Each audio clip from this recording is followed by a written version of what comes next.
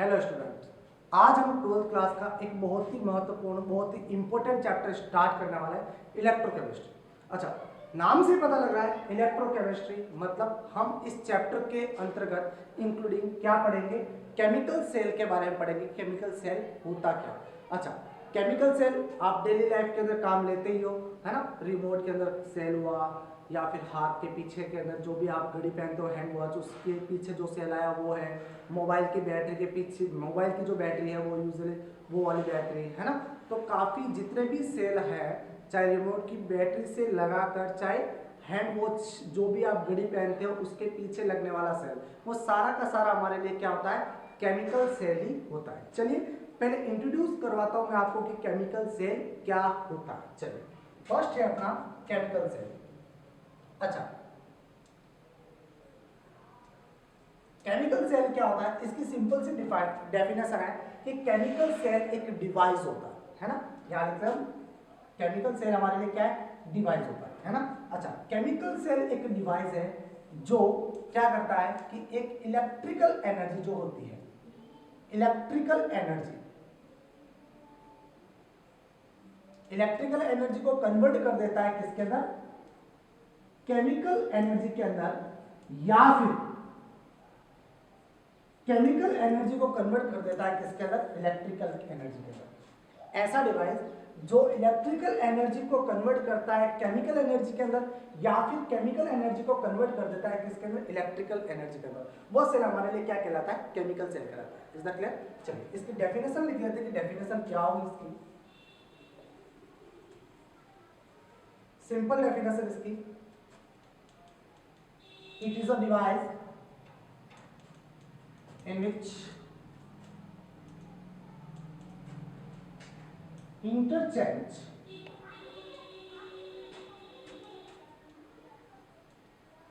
electrical and chemical energy, है ना। हाँ, ऐसा डिवाइस जो इंटरचेंज करता है, या फिर या तो केमिकल एनर्जी को इलेक्ट्रिकल एनर्जी में चेंज करता है, या इलेक्ट्रिकल एनर्जी को किस में चेंज करता है, केमिकल एनर्जी के अंदर चेंज करता है ना। यहाँ पर सिंपल से टर्म के अंदर लिख लेंगे, ये हो जाएगा हमारे लिए डिवाइस। डिवाइस से हम यहां लिख देंगे केमिकल एनर्जी,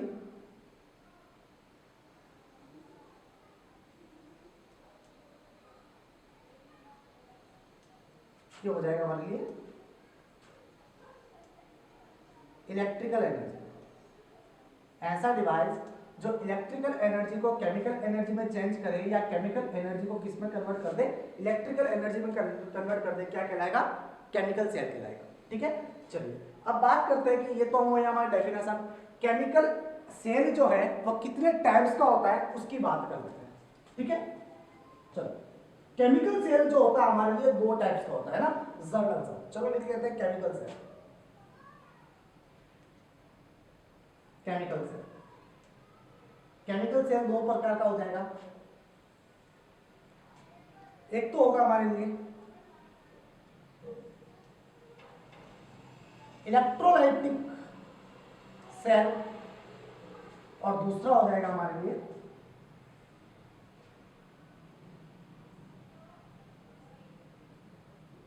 गैल्वेनिक सेल। एक तो हो गया इलेक्ट्रोलाइटिक सेल और दूसरा हो गया गैल्वेनिक सेल। अच्छा, क्या होता है इनके बारे में डिस्कस करते हैं, दोनों को टाइप्स में डिवाइड करते हैं। ठीक है। पहले इनके डेफिनेशन को देखेंगे। इसके डेफिनेशन को देखने से पहले हमने एक टर्म को पहले डिफाइन कर रखा है, छोटी क्लास में आप लोग पहले पढ़ चुके हो। क्या पढ़ा, इलेक्ट्रोलाइटिक सब्सटेंस पढ़ा होगा इसके बारे में। अच्छा, इलेक्ट्रोलाइटिक प्रोसेस पढ़ा होगा। अच्छा, इलेक्ट्रोलाइटिक प्रोसेस क्या होता है हमारे लिए, कि हम एक कंटेनर लेते हैं, इस कंटेनर के अंदर जिसका भी हमें इलेक्ट्रोलाइट करवाना होता है वो सोल्यूशन इसके अंदर क्या कर देते हैं, फिल कर देते हैं। यही बात होती है। अच्छा, जो सोल्यूशन हमने फिल किया होता है, यहाँ पर हम क्या कर लेते हैं, दो इलेक्ट्रोड लगाते हैं। इलेक्ट्रोड लगाने के दिन आफ्टर हम यहाँ पर क्या लगाते हैं, बैटरी लगाते हैं, बराबर। अच्छा, जैसे ही बैटरी लगाई तो बैटरी लगाने के बाद हम जब तक इसको ऑन नहीं करते तो क्या सब्सटेंस चेंज होता है भाई। चाहे कुछ भी मटेरियल ले रखा हो जिसका हमें इलेक्ट्रोलाइट करवाना होता है, मींस आयंस के अंदर कन्वर्ट करना हो, चाहे कुछ भी करना हो, तो हम जब तक इस बैटरी को ऑन नहीं करेंगे तब तक क्या इलेक्ट्रोलाइट को चेंज, मतलब इन सब्सटेंस का इलेक्ट्रोलाइट होगा क्या, नहीं होगा ना। मतलब जब बैटरी को ऑन करूंगा तो बैटरी क्या कर रही है, इलेक्ट्रिकल एनर्जी किस पर कन्वर्ट हो रही है, केमिकल एनर्जी में। तो इसकी डेफिनेशन क्या हो जाएगी, है बोलिए, हाँ, convert into electrical energy to chemical energy, यही बात होती। चलिए, तो ये बात इसकी, तो इसके क्या लिख सकते हैं, इसका जस्ट अपोजिट हो जाएगा। क्या लिखेंगे, galvanic cell it is a device whose convert into electrical energy, है ना, जो क्या करता है, इलेक्ट्रिकल एनर्जी में चेंज करता है। तो केमिकल एनर्जी को इलेक्ट्रिकल एनर्जी में चेंज करता हुआ हमारे लिए क्या हो जाएगा, गैल्वेनिक सेल हो जाएगा। अच्छा ठीक है, नेक्स्ट अपना पॉइंट है, इसके अंदर दो पॉइंट होते हैं, एक तो होता है कैथोड और दूसरा होता है एनोड। अच्छा, इसका जो कैथोड जो होता है वो ऑलवेज कैसा हो जाएगा, नेगेटिव हो जाएगा, और इसका जो एनोड होगा वो कैसा होगा, हमारे लिए पॉजिटिव होगा। सर ये तो हम पहले से जानते हैं, है ना, और इन्हीं सेल के बारे में जनरल पढ़ते हैं, जितने भी सेल होते हैं यूनिवर्स के अंदर सारा कैथोड जो होता है वो ऑलवेज नेगेटिव और एनोड जो होता है वो ऑलवेज पॉजिटिव। और इसकी बात करेंगे तो इसका क्या हो जाएगा, सर बिल्कुल उल्टा हो जाएगा, है ना। तो इसका उल्टा हो जाएगा, तो इसका जो एनोड जो होता है वो हमारे लिए किसकी तरह बिहेव करता है, पॉजिटिव की तरह बिहेव करता है, और इसका जो कैथोड जो होता है वो हमारे लिए किसकी तरह बिहेव करता है, नेगेटिव की तरह बिहेव करता है। चलो बात समझ। अच्छा ठीक है, नेक्स्ट थर्ड बात करते हैं कि इसके अंदर रिएक्शंस किस प्रकार की होती है, ठीक है। अच्छा, मैं यहाँ पर बात करूँ कि मेरे पास मान लीजिए कोई H2O मॉलिक्यूल्स, या फिर मान लेते हैं कि NaCl का हम यहाँ पर क्या करवाते हैं, इलेक्ट्रोलाइट करवाते हैं। अच्छा, यहाँ पर इलेक्ट्रोलाइटिक जो प्रोसेस चल रहा है वो NaCl का प्रोसेस चल रहा है। जो इसकी जो रिएक्शन चलती है वो क्या मिलता है हमें, एक तो NaOH मिलता है, दूसरा Cl2 मिलता है, तीसरा में क्या मिलता है, H2। रिएक्शन तो छोड़ो, हमें याद नहीं रखना कि क्या क्या प्रोडक्ट बनता है, प्रोडक्ट की बात नहीं कर रहे, रिएक्शन की प्रकार की होती है। अच्छा, एक बात बताना कि अगर मैं इस सेल के अंदर बैटरी को ऑन न करूं तो क्या NaCl के सॉल्यूशन से मुझे NaOH मिलेगा, क्या नहीं मिलेगा ना। अच्छा, नहीं मिलेगा तो मीन से क्या हो गया कि इसके अंदर जो रिएक्शन हो रही है वो हमारी किस प्रकार की रिएक्शन हो रही है, नॉन स्पॉन्टेनियस रिएक्शंस हो रही है हमारी, है ना। अच्छा, नॉन स्पॉन्टेनियस रिएक्शन हो रही है, तो नॉन स्पॉन्टेनियस रिएक्शंस के अंदर हम क्या बात करेंगे कि ऐसी रिएक्शन जो खुद नहीं होती थी, हमें करवानी पड़ती है, या फिर कोई ना कोई ऐसा डिवाइस लगाना पड़ता है जो इस रिएक्शंस को कंप्लीट करवाने के लिए काम करता हो, यूज आता हो, है ना। तो यहां पर हम क्या लिखेंगे कि इसके अंदर जो भी रिएक्शंस होती है वो किस प्रकार की रिएक्शन है, हाँ, नॉन स्पॉन्टेनियस रिएक्शंस है ना। चलो, तो क्या लिखेंगे, इलेक्ट्रोलाइटिक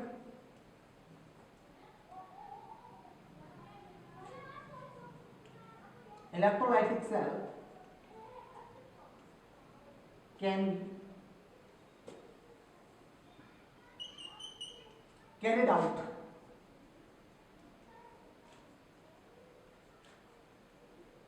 non-spontaneous रिएक्शन, है ना।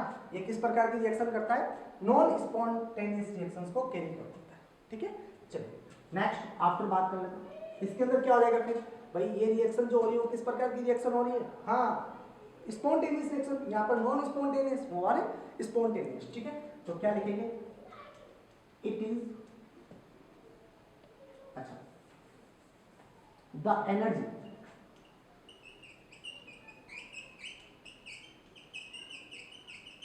generated by a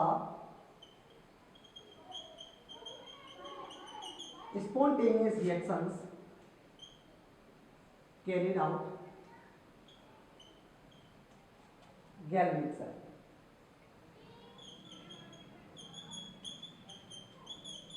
है ना। कोई भी गैल्वेनिक सेल जो होगा वो क्या करेगा, स्पॉन्टेनियस रिएक्शन को जनरेट है वो उसको स्पॉन्टेनियस रिएक्शन को कैरिड आउट करेगा और ट्रांसलेट करेगा, ठीक है। उतारो है,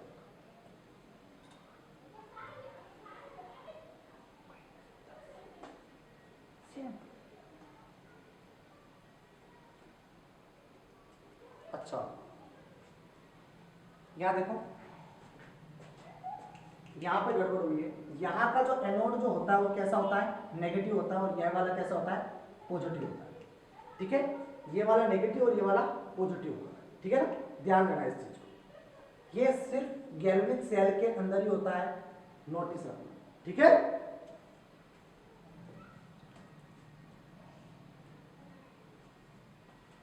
चलो आगे बात करते हैं हम।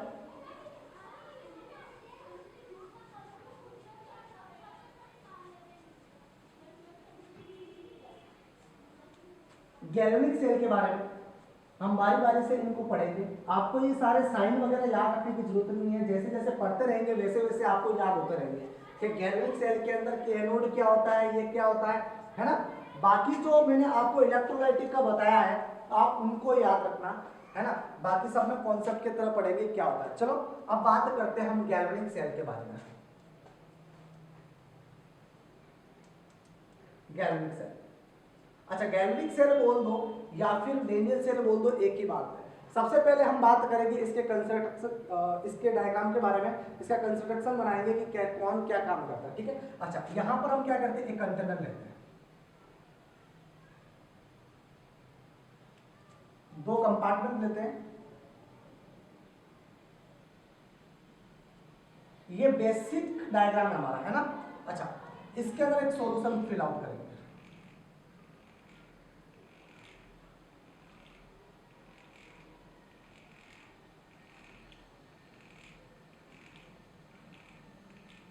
ये जो सॉल्यूशन है हमारा, ये है कॉपर सल्फेट का सॉल्यूशन, इज दैट क्लियर। अच्छा इसके अंदर भी एक सॉल्यूशन फिल करेंगे,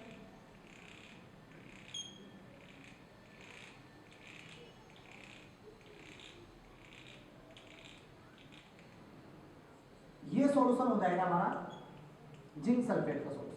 अच्छा इन दोनों को क्या करेंगे, एक रोड डालेंगे यहां पर,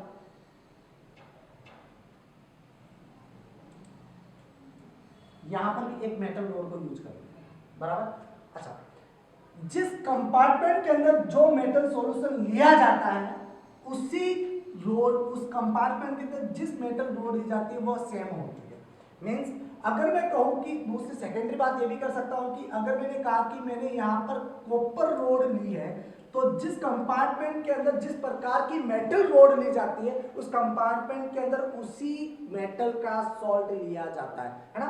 सॉल्ट सॉल्यूशन होगा ये, ठीक है, सॉल्ट सॉल्यूशन, बराबर। अच्छा यहां पर जिंक होगा तो ये हमारे लिए क्या हो जाएगा, जिंक रोड होगी हमारे लिए, है ना। अच्छा मैं अब इसको क्या करता हूं, एक एक्सटर्नल सर्किट के द्वारा इसे ज्वाइन करवा देता हूं। ये हमारा गैल्वेनोमीटर जो होगा वो क्या करेगा, करंट की डायरेक्शन को शो करवाता है, बराबर। ये हमारा इंटरनल सर्किट कंप्लीट होगा, बराबर।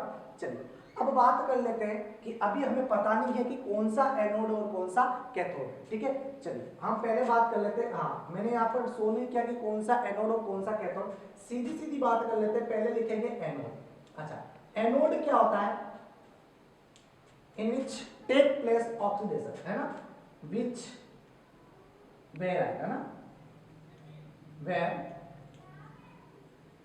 takes place oxidation। हाँ कैथोड क्या हो जाएगा फिर, where take place reduction, जहां पर क्या होता है, रिडक्शन कंप्लीट होता है, ठीक है। अच्छा हमने 11th क्लास के अंदर रिएक्टिविटी सीरीज पढ़ी है ना। अच्छा रिएक्टिविटी सीरीज क्या कहती है हमारे, according to reactivity series, reactivity series के अंदर इन दोनों मेटल्स के अंतर्गत बात करें तो जिंक जो होता है वो ज्यादा रिएक्टिव होता है अदर देन कॉपर के, बोलो बात समझ आती। अच्छा कॉपर से ज्यादा रिएक्टिव जिंक होता है तो इसका मतलब क्या होगा कि जनरली जो होगा वो आसानी से क्या करेगा, दो इलेक्ट्रॉन रिमूवल कर पाएगा, है ना। ये दो इलेक्ट्रॉन आसानी से रिमूव दे सकता है, और जो आसानी से इलेक्ट्रॉन दे सकता है उसका हमेशा क्या होता है, ऑक्सीडेशन होता है। और जिसका ऑक्सीडेशन होता है वो हमेशा किसकी तरह बिहेव करता है, एनोड की तरह, है ना। यहां पर मैं साइन की बात नहीं कर रहा, मैंने अभी क्या कहा, एनोड की तरह। ये प्लस की तरह बिहेव करेगा, माइनस की तरह बिहेव करेगा, वो धीरे धीरे समझ में आ जाएगा। चलिए तो हमारे लिए जिंक क्या हो गया, एनोड हो गया। अच्छा तो ये एनोड हो गया तो बताओ ये क्या हो जाएगा, हाँ वेरी गुड, कैथोड होगा। चलिए आफ्टर ऑल बात करते हैं, यहाँ पर मैंने बात समझा दी, ठीक है। ये वाला जो मैंने पॉइंट समझाया कि ये वाला एनोड है, तो यहाँ पर क्या होगा कि Zn जो है वह कन्वर्ट होता रहेगा Zn+2 चार्ज के अंदर, और 2 इलेक्ट्रॉन बार बार क्या होते रहेंगे, रिमूव होते रहेंगे, है ना। मतलब यहाँ पर इलेक्ट्रॉन क्या करेगा, इंक्रीज करेगा। मतलब इस कंपार्टमेंट के अंदर इस जिंक रोड के ऊपर माइनस चार्ज जो है वो इंक्रीज हो रहा है, मतलब इलेक्ट्रॉन की डेंसिटी बढ़ रही है। और जितने ज्यादा इलेक्ट्रॉन की डेंसिटी बढ़ेगी तो बताओ एनोड किसकी तरह बिहेव करेगा, वेरी गुड, माइनस चार्ज की तरह बिहेव करेगा। भाई इलेक्ट्रॉन की डेंसिटी बढ़ रही है, माइनस चार्ज इंक्रीज हो रहा है, तो मेरे लिए क्या बढ़ा, नेगेटिव चार्ज बढ़ा। अच्छा अब इस कैथोड की बात कर लेते हैं। कैथोड क्या करेगा, यहाँ पर ये सॉल्यूशन जो होगा वो Cu+2 चार्ज जो है वो क्या करेगा, 2 इलेक्ट्रॉन गेन आउट करके क्या बनेगा, कॉपर बनाएगा। मतलब यहाँ पर कौन सा चार्ज इंक्रीज हो रहा है, पॉजिटिव चार्ज। तो यहाँ पर कैथोड किसकी तरह बिहेव करेगा, इसकी तरह बिहेव करेगा। बोलो बात समझ आ रही है।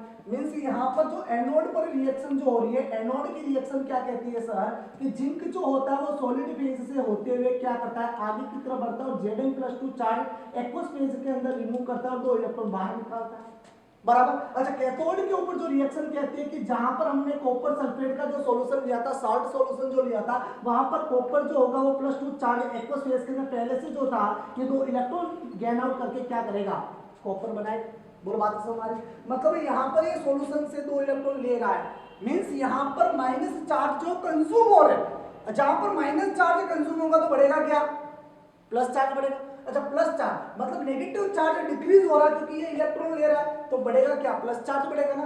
अच्छा तो कैथोड बिहेव कर रहा है पॉजिटिव की तरह और एनोड बिहेव कर रहा है नेगेटिव की तरह। बोलो यहाँ तक बात समझ आ रही।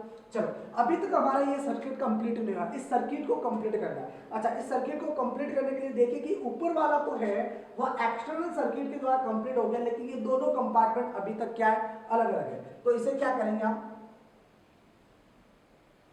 एक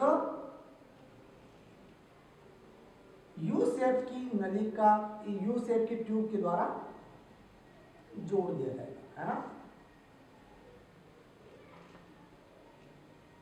ये देखो ये जो मैंने बनाया है इसे बोलते हैं सॉल्ट ब्रिज। क्या बोलेंगे, ये हमारे लिए सॉल्ट ब्रिज होगा, है ना। इसके अंदर इंक्लूड क्या क्या रख सकते हैं। अच्छा इसके अंदर जो इंक्लूड मतलब इसके अंदर रखा जो जाता है वो हो जाएगा हमारे लिए NH4Cl हो सकता है, KCl हो सकता है ना, NH4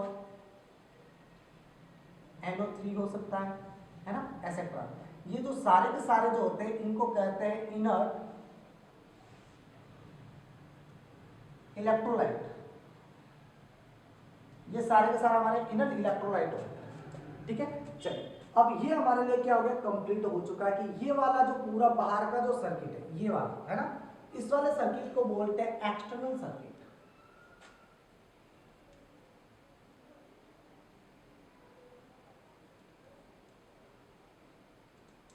और ये हमारे लिए जो होगा ये यहां से ये हो जाएगा हमारे लिए कौन सा सर्किट, इनर सर्किट, है ना। चलिए अब बात करते हैं कि सॉल्ट ब्रिज हमारे लिए क्या होता है, सॉल्ट ब्रिज क्या होता है उसकी बात करते हैं, ठीक है। चलो सॉल्ट ब्रिज देखिए, salt bridge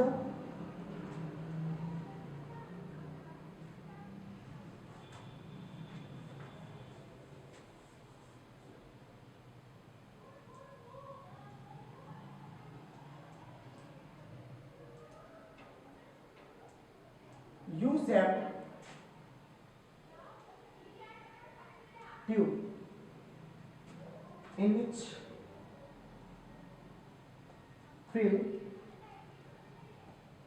fill inert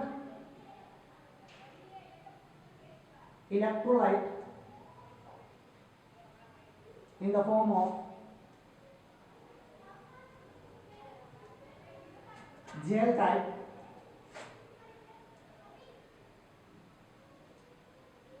mixture. Gel type mixture है। ये जो जेल टाइप जो मिक्सचर जो होता है ये एक्चुअल में किस फॉर्म में होता है, 11-11 के साथ होता है ना, और पढ़ा होगा 11-11 के साथ। ओके चलो हमारे लिए ये इंपॉर्टेंट नहीं है कि सॉल्ट ब्रिज क्या होता है, हमारे लिए ये इंपॉर्टेंट है कि सॉल्ट ब्रिज का इस गैल्वेनिक सेल के अंदर फंक्शन क्या होता है, ये ज्यादा महत्वपूर्ण होता है ना। तो आइए देखते हैं कि सॉल्ट ब्रिज का फंक्शन क्या होता है।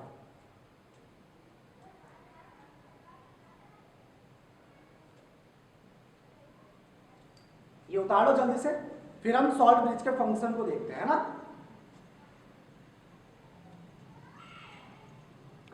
हाँ। अब देखते हैं सॉल्ट ब्रिज का फंक्शन क्या है ना। ये तो समझ में आ गया होगा कि सॉल्ट ब्रिज होता क्या है। अच्छा एक बात मैं और बता दूं आपको कि सॉल्ट ब्रिज के अंदर जो हमने जेल टाइप मिक्सर के रूप में लिया था इनर्ट इलेक्ट्रोलाइट, यहां पर ये जो पूरी यू शेप्ड ट्यूब होती है और यहां पर लगाया जाता है कॉटन केप लगाते हैं, है ना। अच्छा यहां पर कॉटन केप लगाने के बाद ही ये आयंस क्या करते हैं, अलग अलग कंटेनर के अंदर आते हैं। चलो ठीक है, हम देखते हैं फंक्शन ऑफ सॉल्ट ब्रिज।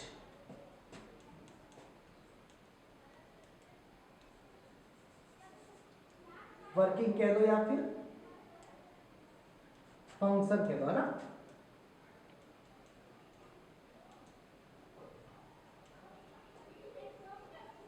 चलो वर्किंग ऑफ सॉल्ट ब्रिज क्या कहेगा, पहला जो कहता है वो क्या कहता है, बोलिए कि मैंने पहले बता दिया कि ये इनर सर्किट को कंप्लीट करने का काम करता है ना। तो क्या काम होगा, इट इज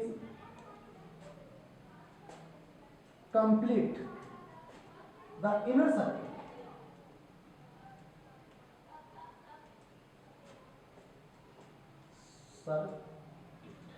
ओके चलो सेकंड जो इसका काम होगा वो क्या काम है देखना, ये क्या करता है, इट इज मेंटेन्स इलेक्ट्रिकली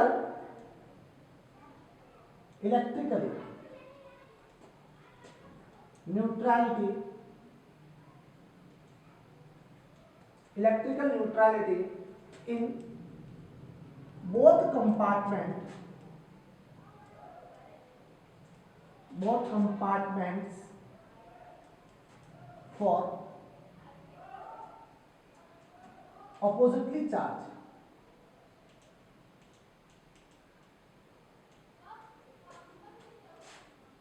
देखना जरा, हम बात करते हैं कि इस कंटेनर के अंदर की, मैंने कहा कि ये वाला जो है ये Zn+2 चार्ज है, Zn+2 चार्ज लगा रहा है और दो इलेक्ट्रॉन को बार बार क्या कर रहा है, रिमूवल कर रहा है। अगर दो इलेक्ट्रॉन को बाहर निकाला तो मैं कह सकता हूं कि यहां पर है वो Zn+2 चार्ज क्या है, एक्सिस फॉर्म के अंदर है। अच्छा इस कंपार्टमेंट के अंदर अगर Zn+2 चार्ज बहुत ज्यादा एक्सिस फॉर्म के अंदर है तो इसमें क्या रहा कि यहां पर प्लस चार्ज बढ़ेगा। अच्छा यहां पर प्लस चार्ज बढ़ेगा और यहां पर Cu+2 चार्ज घटेगा, तो मतलब क्या होता है कि दोनों इलेक्ट्रोड पर इलेक्ट्रॉन्स, दोनों इलेक्ट्रोड पर आयन से डिफरेंस आएगा और जहां पर आयन डिफरेंस आता है वहां पर क्या प्रोड्यूस होता है, हाँ क्या प्रोड्यूस होता है बोलो, इलेक्ट्रिकल पोटेंशियल डिफरेंस होता है। लेकिन इलेक्ट्रिकल पोटेंशियल डिफरेंस होने पर यहां पर Zn+2 चार्ज बहुत ज्यादा है जो क्या करेगा, इनको इफेक्ट करेगा, है ना। तो यहां पर क्या कर रहा है कि इफेक्टिव इलेक्ट्रिकल पोटेंशियल प्रोड्यूस हो रहा है, तो इफेक्टिव इफेक्ट कर रहा है। तो इफेक्ट करने की कंडीशन में क्या होता है कि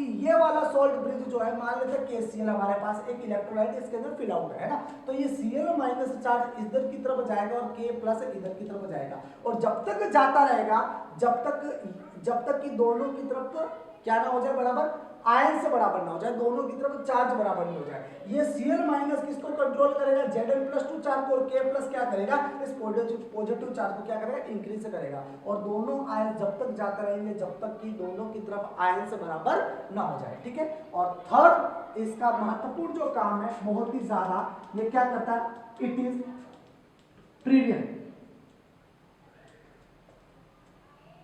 प्रिवेंट बोथ कंपार्टमेंट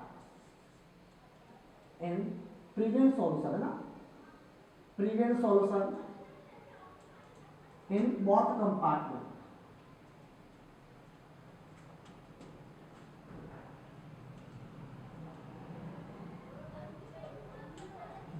ये दोनों सॉल्यूशन को क्या करता है, मिक्स होने से बचाता ना, solution mixing in both compartment, यानी मिक्सिंग इन बोथ कंपार्टमेंट, दोनों कंपार्टमेंट के अंदर मिक्स होने से क्या करता है, बचाएगा, ठीक है। ये इसका महत्वपूर्ण काम है, बहुत ज्यादा जरूरी काम है कि इस सॉल्ट ब्रिज का फंक्शन क्या होगा। ओके चलो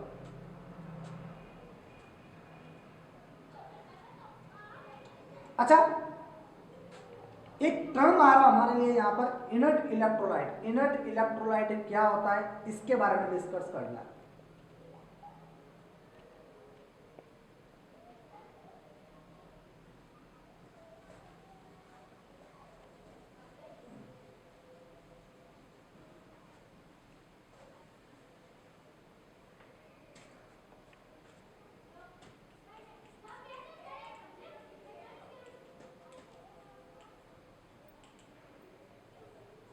इनर्ट इलेक्ट्रोलाइट क्या होगा? अच्छा, इनर्ट इलेक्ट्रोलाइट क्या हो जाएगा हमारे लिए? जैसे नाम से पता चला इनर्ट मतलब रिएक्शन नहीं करेगा, तो क्या लिखेंगे? Does not react with, simple लिख लेना, डज नॉट पार्टिसिपेट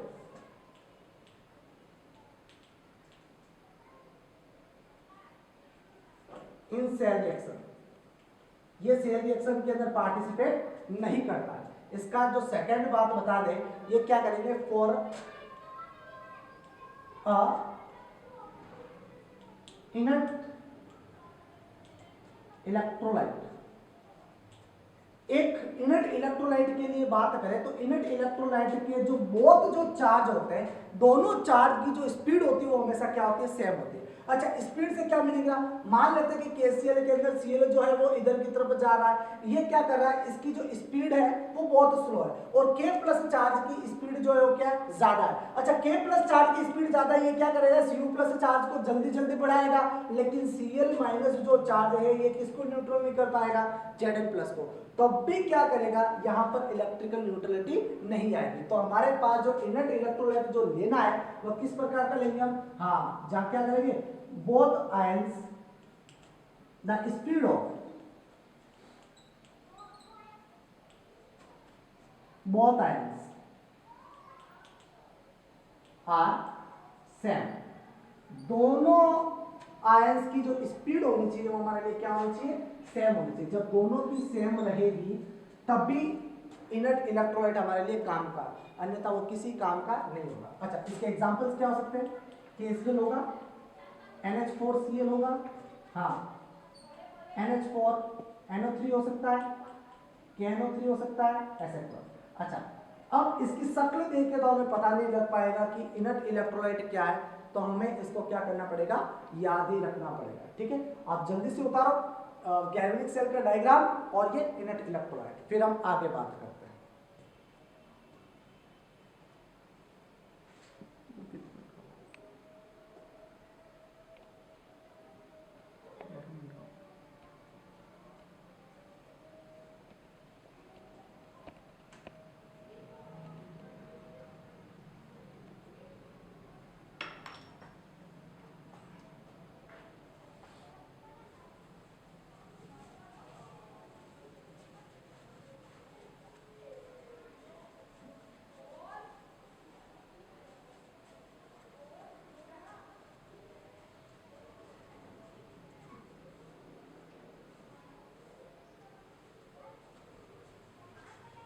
अच्छा,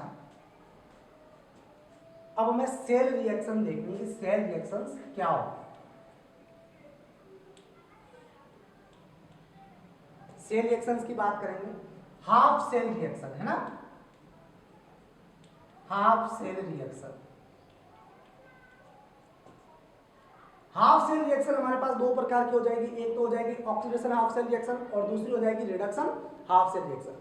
फर्स्ट बात कर लेते हैं हम ऑक्सीडेशन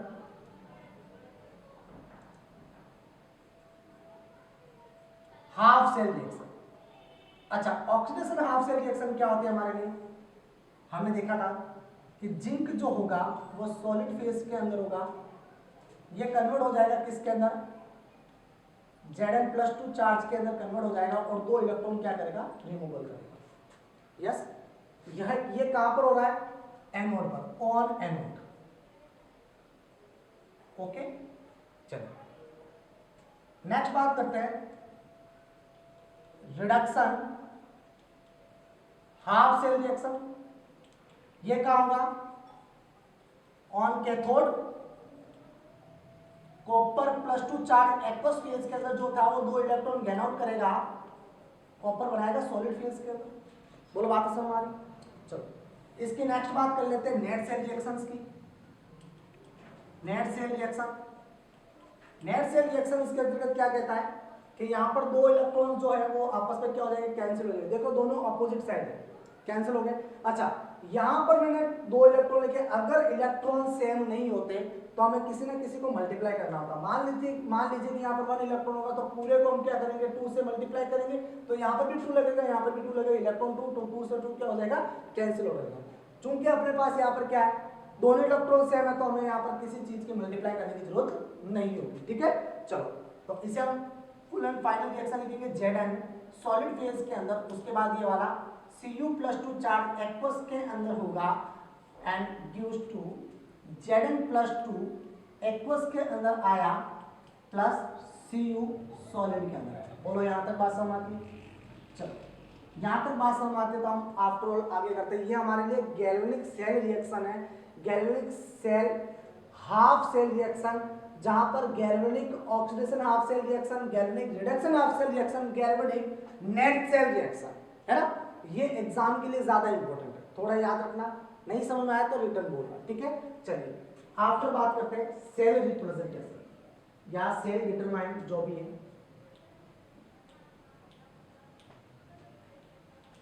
सेल रिप्रेजेंटेशन कैसे करते हैं हम, इसकी सिंपल सी बात कर लेते हैं। हमारे लिए ये क्या होती है, ट्रिक होती है, सिंपल सी ट्रिक है लॉन। भाई ये वो वाला लॉन नहीं है जो मैंगो से उठा ले, है ना। ये जो लॉन है ये हमारे लिए गैल्वेनिक सेल का लॉन है। ठीक है, अच्छा यहां पर बता दो मैं इसको, इसकी मीनिंग क्या क्या होती है। एल का मतलब हो जाएगा लेफ्ट, ओ का मतलब हो जाएगा ऑक्सीडेशन, ए का मतलब हो जाएगा एनोड और एन का मतलब हो जाएगा वैसा नेगेटिव। चलो अब बात करते हैं कि इसकी सेल रिएक्शंस किस प्रकार के। लेफ्ट साइड, तो लेफ्ट तो अपना ये हो गया, राइट हमारा क्या हो गया, ये वाला। लेफ्ट कौन सा, जिंक वाला, Zn सॉलिड के अंदर। उसके बाद करते देखो कौन आएगा, ये वाला इसके अंदर कन्वर्ट होगा, तो 1 लाइन Zn+2 चार्ज एक्वस के अंदर। ओके, अब बनाना सॉल्ट, डबल लाइन, ये हमें किसको शो कराएगा, सॉल्ट ब्रिज को। अच्छा यहां पर तो ये क्या है, इसकी कंसंट्रेशन 0 है ना, इसकी कंसंट्रेशन कुछ भी लिख सकते हैं, C1 मोलारिटी भी लिख सकते हैं, है ना। अच्छा यहां पर आगे बात करेंगे तो क्या आएगा, अब आएगा कौन सा, एनोड का आ गया ऑक्सीडेशन का, तो यहां पर किसका लिखना है, रिडक्शन करेक्टर। तो Cu+2 चार्ज एक्वस दिस, और ये किस पे कन्वर्ट हो रहा है, ये वाला इस पे जा रहा है। ठीक है, तो अब एक सिंगल लाइन, ये वाला इसमें C2N2 भी हो सकता है। ठीक है, अच्छा जो भी बराबर। चलो इसके इस प्रकार से भी लिख सकते हैं इसको, ये हो सकता है, नहीं तो ये इसको भी इस प्रकार लिख सकते हैं कि Zn सॉलिड ZnSO4 पूरा भी आ सकता है, कोई गलत नहीं है ना। यहां पर मान लो इसकी कंसंट्रेशन C1 है या फिर इसकी मोलारिटी है, सॉल्ट ब्रिज छोटी लाइन है, CuSO4 इसकी C2N और यहां पर Cu solid. Okay, aqueous and this aqueous, ये हमारे लिए हो गया गैल्वेनिक सेल का सेल रिप्रेजेंटेशन। ठीक है, चाहे इस प्रकार लिखो चाहे इस प्रकार लिखो, दोनों ही हमारे लिए क्या होगी, सही होगी। और ये इसकी क्या है, ट्रिक है। ट्रिक का मीनिंग मैंने समझाया है, ये वाला होगा। ठीक है, left oxidation anode and negative, मतलब सेल रिप्रेजेंटेशन के अंदर हमें लेफ्ट साइड जिसका ऑक्सीडेशन होता है उसको लिखना, वो एनोड को होगा और वो किसकी तरफ बिहेव करेगा, नेगेटिव की तरफ बिहेव करेगा। ठीक है, और मैंने गैल्वेनिक सेल की यहाँ पर आपको एनोड के ऊपर ऑक्सीडेशन हाफ सेल रिएक्शन बता दिए और कैथोड के ऊपर रिडक्शन हाफ सेल रिएक्शन बता दिए। ठीक है, और ये इसकी क्या है, नेट सेल रिएक्शन है गैल्वेनिक सेल की। ठीक है, चलो आज के लिए इतना ही, कल हम इनके ऊपर कैसे किसी अदर सेल की हाफ सेल रिएक्शन लिखते हैं, है ना, नेट सेल कैसे लिखते हैं और सेल रिप्रेजेंटेशन कैसे लिखते हैं, उनके बारे में क्वेश्चन करेंगे। ठीक है, आज के लिए इतना ही, बाकी काम कल देंगे। Okay, thank you.